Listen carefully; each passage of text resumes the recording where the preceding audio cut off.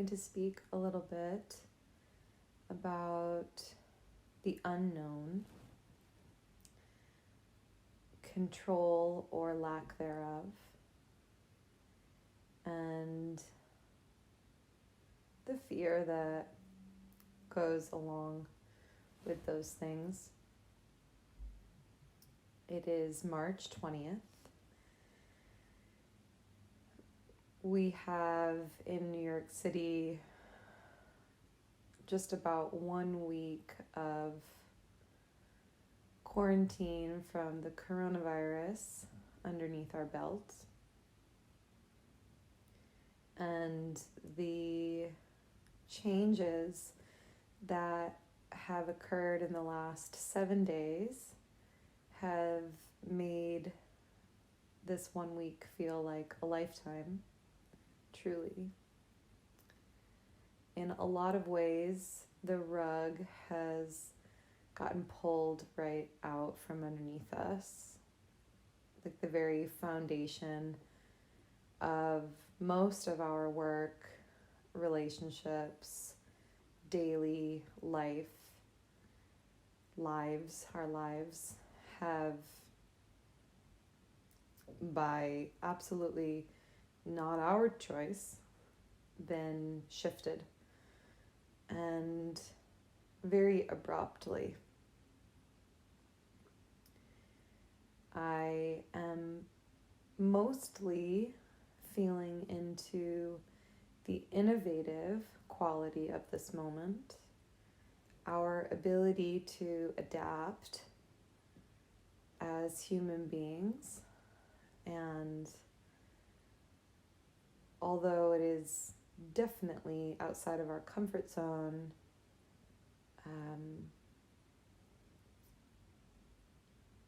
work to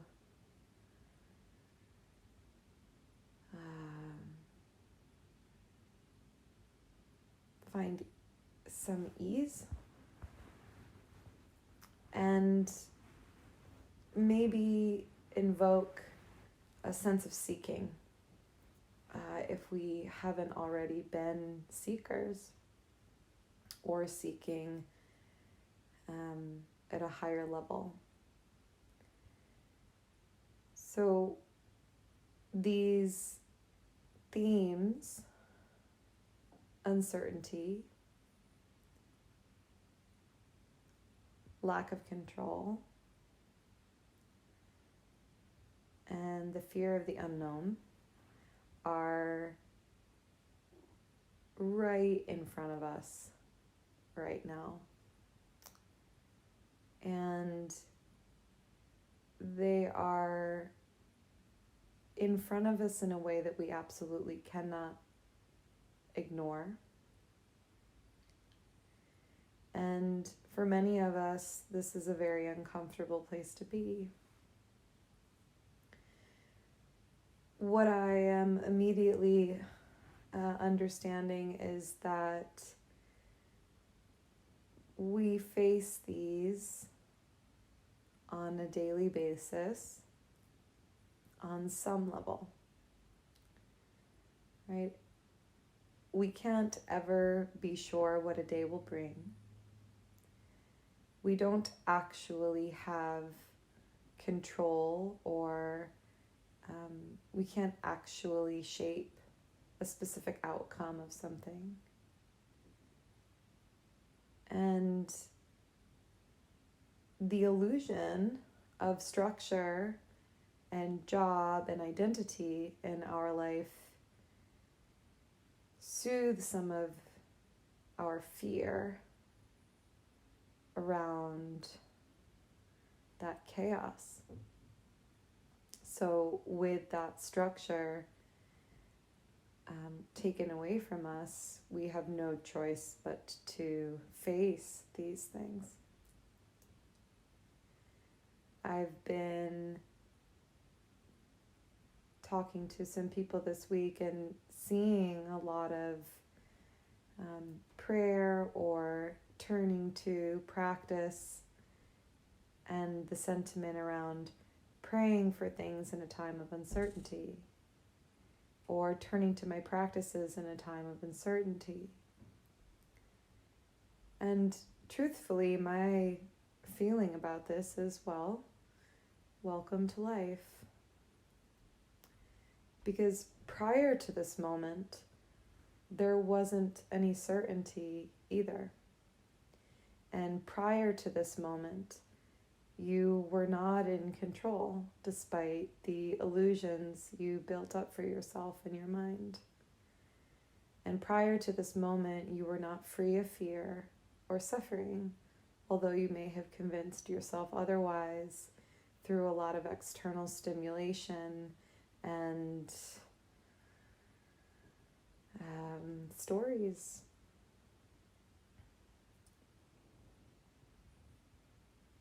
We were born, we will die. There are a certain amount of things that we can interact with as choice in life. We do have choice. And there is a nature of evolution and flow and unraveling in life that is absolutely not ours alone. And every spiritual practice will offer you the path of surrender. But what does it really mean to surrender? Right? To surrender, immediately when I say this word, I feel like I should bow my head and flip my palms up.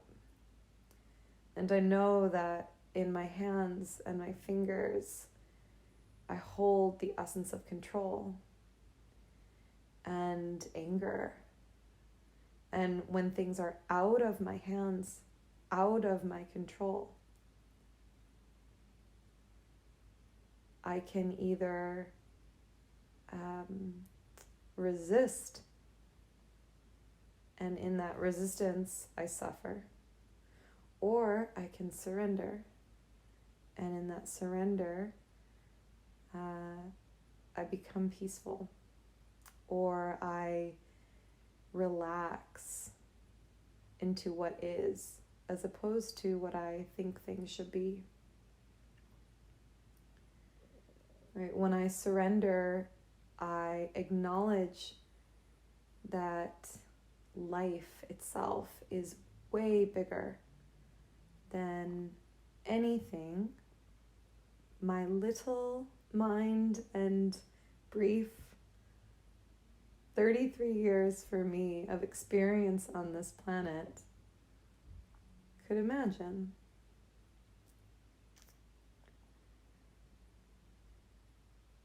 So, uncertainty.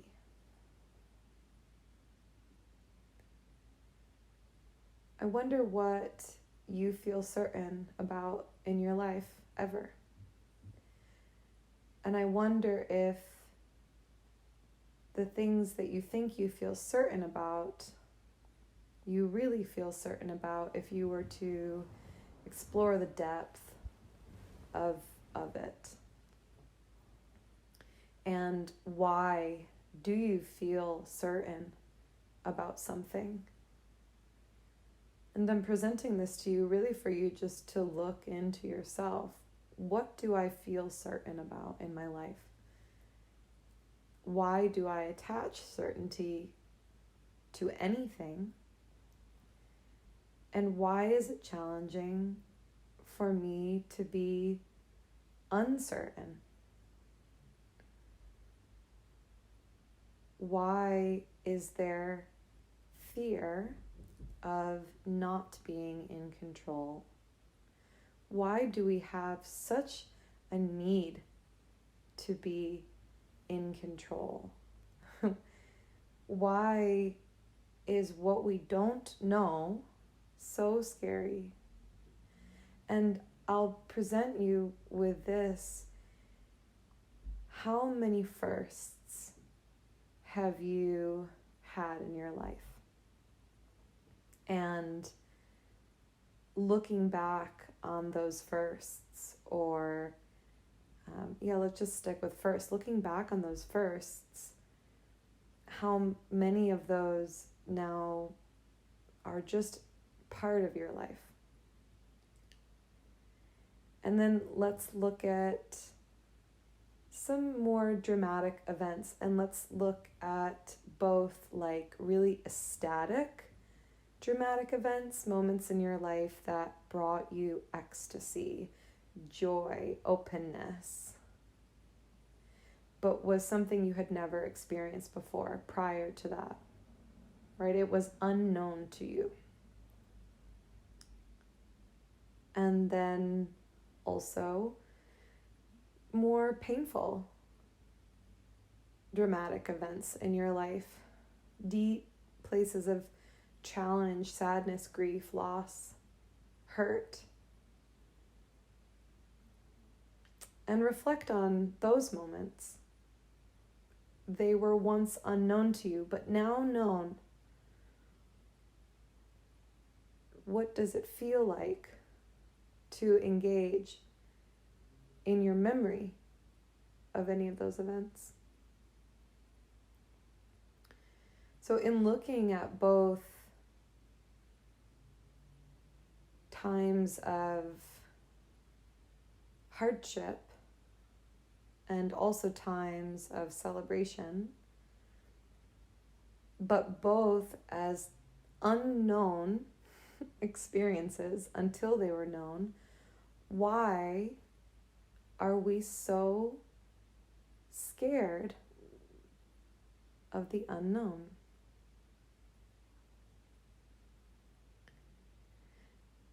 Because the unknown is only unknown until you meet it. And it does take courage to meet something new. But what would this whole thing be if you didn't?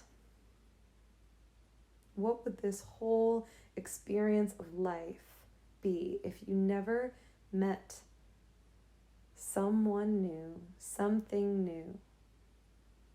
What would it be? And what becomes available for you in new experience? I want to lean into learning here, into expansion of our mind and our consciousness, our awareness. Keeping ourselves away from things we don't know limits our consciousness, limits our ability to connect, to feel one or unity. It limits our opportunities, what is possible for us in our life. And it keeps us close to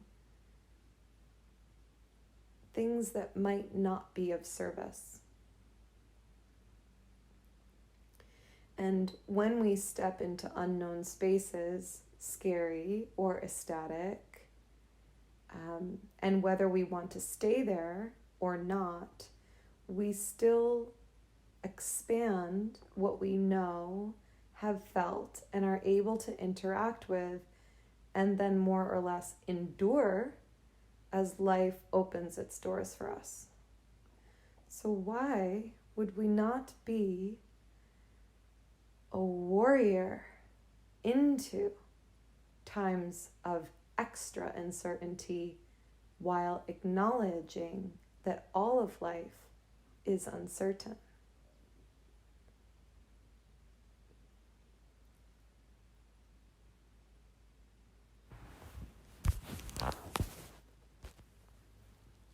Control.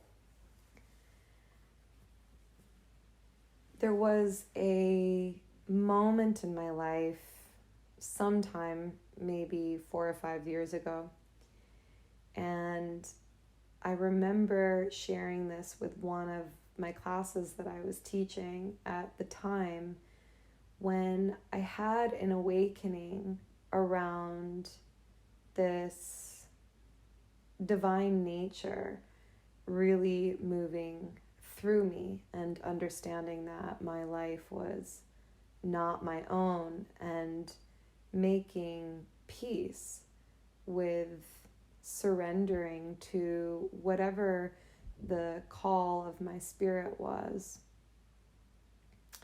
And it was one of the most liberating moments for me, because all of a sudden I understood very deeply that I was not responsible for making a choice, but that I was responsible merely for listening very deeply and responding very truly.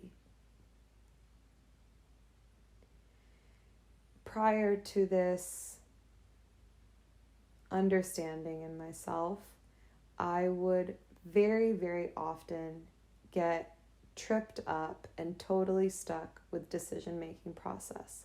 Should I go this way? Should I go that way? Should I stay or should I go? Should I hang on? Should I release? Is this right? Is this wrong? Could I have done it this way? Was this way okay? Should I continue to do that, or should I put it aside? And on and on and on. And I would get in these loops of seeing, and my mind was trying to manipulate each situation in what I thought would potentially be the most comfortable for me.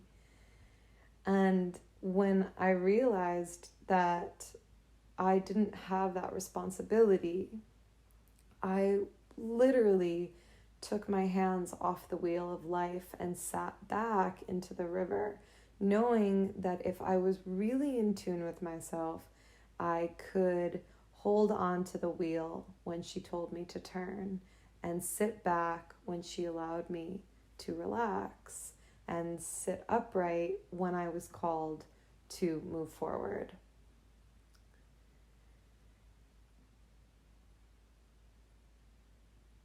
So the surrender of control has brought me a great amount of peace. And yet, when we're spiraling out or something sudden happens that shifts everything, I understand the fear, because we get our earth shook, our understanding shook, and our mind really wants to understand and land on something to feel secure. So our security shakes when our sense of control or our understanding turns.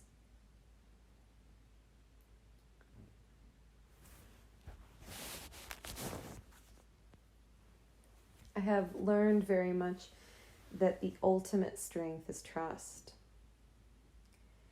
And not necessarily faith that something will work out the way that you want it, or trust that something will work out the way that you want it, but faith or trust that everything is innately perfect, that there is a divine evolutionary plan and plan for growth and life force that is at play, and that we are to relax into it as opposed to moving against it.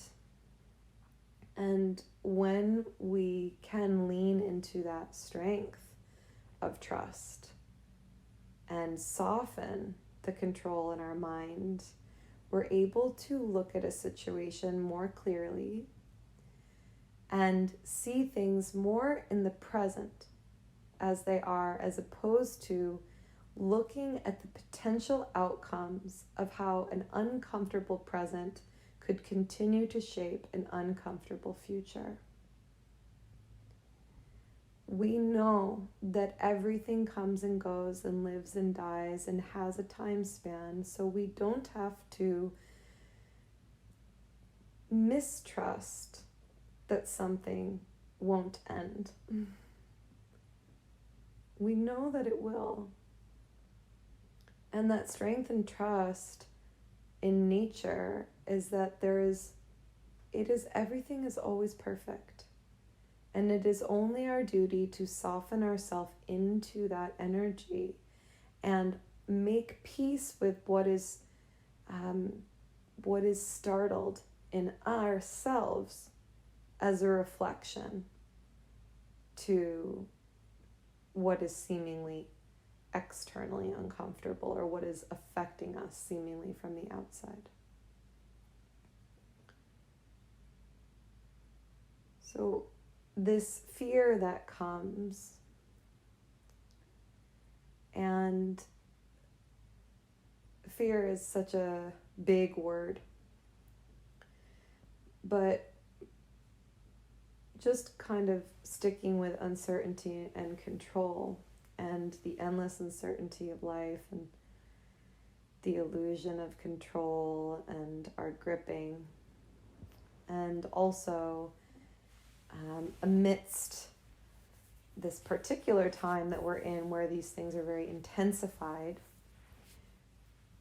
right? Like we're really, I just had this image like you're in like a really big room and there's a mirror on one side. And if you were to look over, you would see your reflection very small. You couldn't see the details, but you were aware, right, of that reflection. And then if you got very close to the mirror, of course, you would appear bigger and you would see the details of your outfit and your face.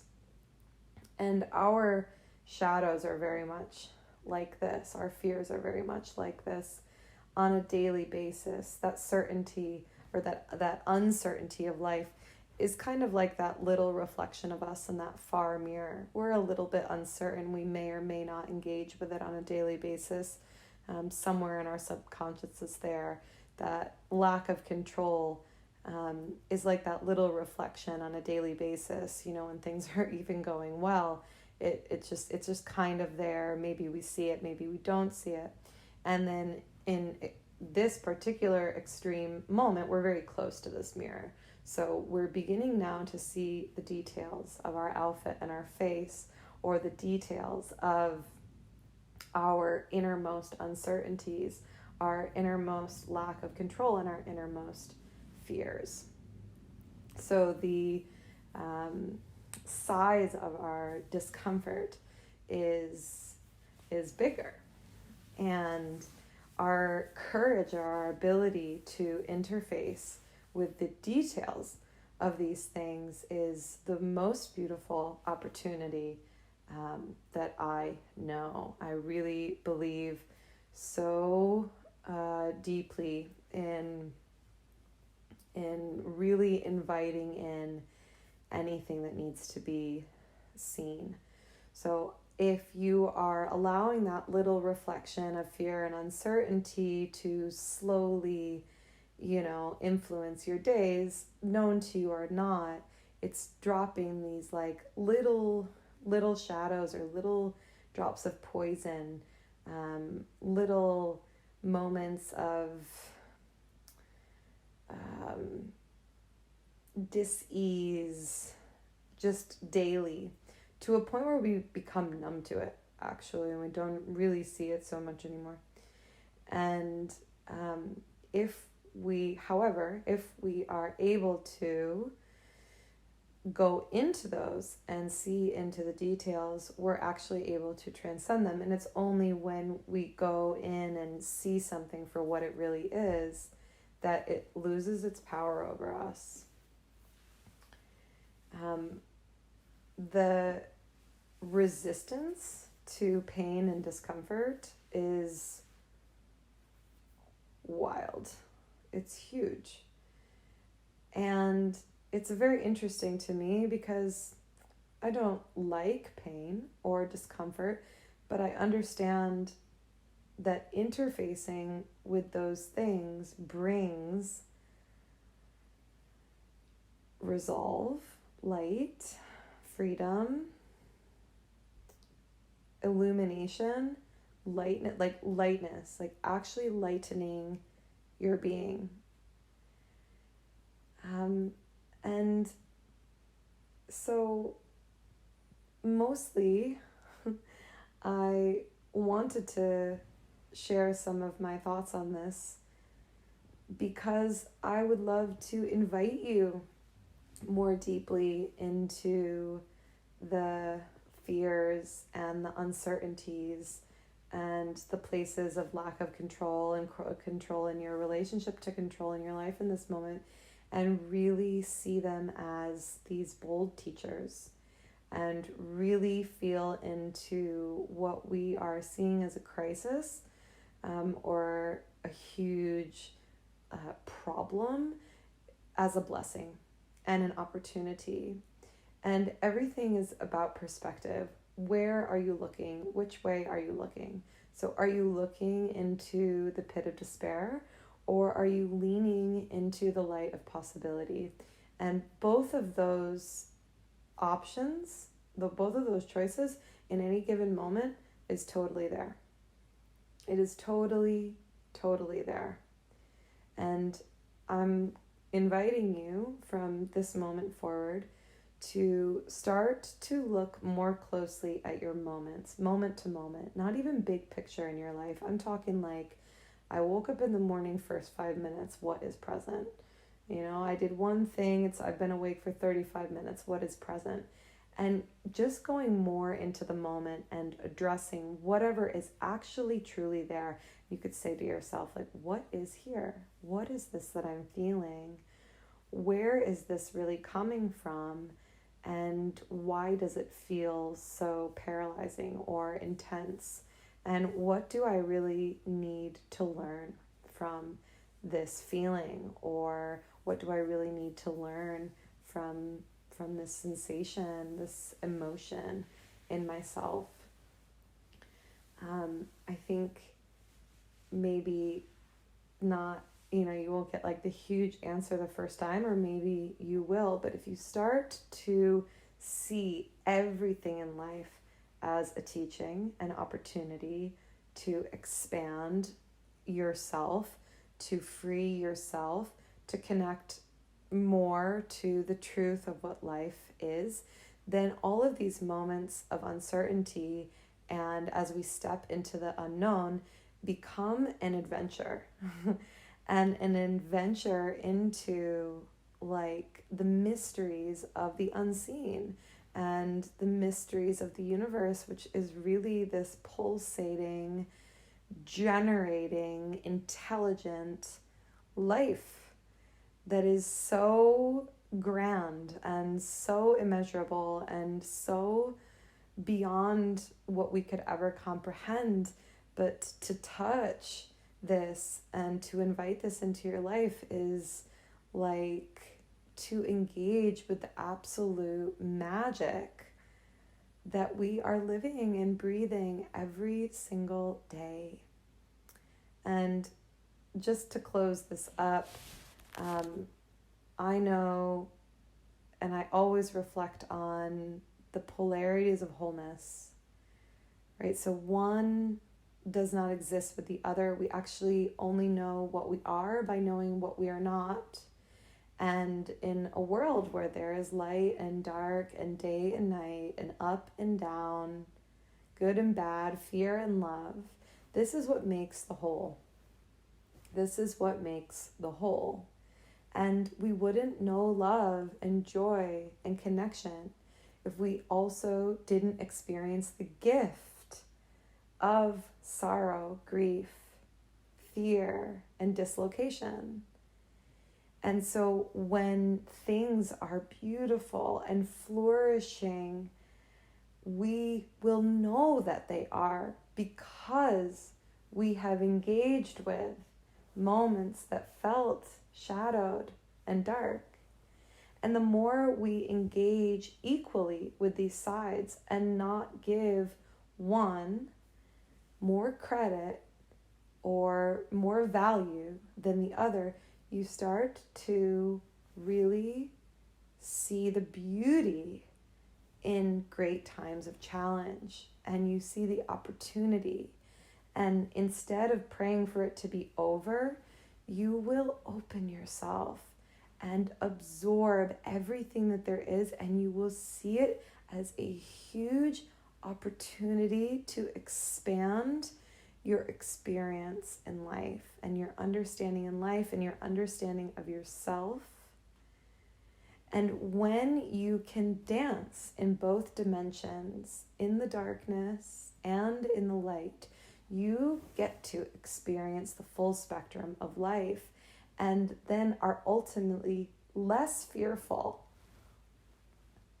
while engaging in uncertainty, quote unquote uncertainty, while engaging of like, oh, it's so funny after a while, like, look at all of these things that are deconstructing around me right now. Look at all of these relationships that are ending. Oh, look at this job that I have just lost. Look at the things that are leaving me right now. And you'll see it as this great death, so there can be a beautiful rebirth and creation. And we are right at the cusp of that in this moment in time. Truly, like this deep cleansing, right? Go into your closet and clean it out. Sweep the corners, throw out old pieces, wipe down your walls, open the windows, let the light in to these dark places. Have the courage to go there, and you will blossom and lighten into this next form of you in this life, and move forward with a greater warrior spirit and carrying this torch of what it means to be alive during this time. And not only this time of this pandemic and the coronavirus, but this time of transformation in the timeline of humanity, and the opportunity to evolve and transcend this deep need for comfort and this deep need to trick ourselves into the fact, or make ourselves believe, that we won't die until we're there in that moment. Have the courage to face death every day, knowing that you and the rest of us will all face it. So have the courage to engage with the inevitable. You know, it's not here maybe for you in this very moment, but we are dying all the time. Dying in our relationships, in these phases in our life, not necessarily actually decaying, although we are also decaying, but there are so many cycles and deaths. Have the courage to engage with that. You know, Osho says all of our fear is the fear of death, and every death is our own death. So every time something ends, we feel ourselves nearer to our own death. And so whether we're engaging with that or not, there is that understanding that time will eventually, as we know it, run out. But if we cannot engage with that truth, our suffering will weigh so heavy on us every single day. And truthfully, if you are able to go in and engage with your inevitable death, with your inevitable time running out, you will be able to engage more fully with the time that you have and the life that you are living. And you will take moments like this, an opportunity to rise and make light in a dark time, to make love in a dark time, to feel expansive and compassionate and grateful in all of life, because you are alive. Right? So by engaging with the shadow, we rise higher into the light. By engaging with death, we engage with life. And only by really swinging the pendulum both ways do we experience ourselves as the whole being that we are, all of us. And in that, my favorite personal definition of healing is the actualization of our wholeness, knowing that we are whole, that we are wholly all of it, all of those things. So, invite yourself into deeper engagement with everything. Notice when you want to turn away, when anxiety comes in. Feel the breath of life in you and become a warrior. And watch what happens when you invoke your spirit in this way. I am excited for all of us to lean more into possibilities, to be open to our teacher, Mother Nature, time, the universe, interconnection, oneness, all of these things. Lean into these truths and open yourself to innovation and possibility and exponential growth from a deep, dark, and beautiful well. I am sending you lots of love and courage during this time and all times. And may we never forget these moments. And may we dive deeper into ourselves and our practices as a result of this. And may we keep those practices close to us and always engage with ourselves in this nature. And that is really how we learn to pray and stay connected to what is sacred and true. Much love to you. Take very good care of yourself today, tomorrow, and always.